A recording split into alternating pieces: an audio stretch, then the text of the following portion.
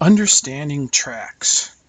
So like the tracks of a train tracks, it keeps our video and our audio together running down the line.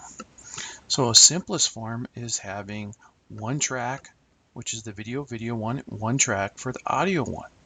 But we can stack more than one thing here. For example, I can come over here and I can bring in this particular image, and what happens is goes on video track 2. Now, the higher the video is, it has more precedence. So we will see that. So if I come across here and I hit the play,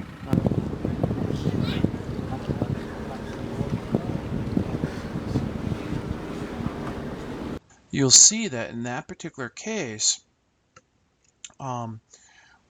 we actually saw, I want to go back this a little bit. We were going along, we saw the video, the first video, then we saw the second video, then it jumped up to the image of Jan and his brother, and then it went back to the video. But we still heard the audio from underneath. Okay, so we go from here to there. So the higher the video track, the more precedence it has. It shows up. So to give you another example, let's come in here and let's drag in another one. And let's do this. Okay, so as I play now,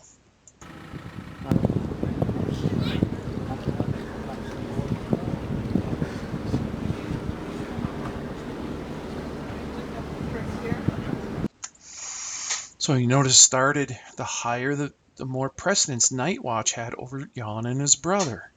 And then it had more precedence over the video, but the audio played through.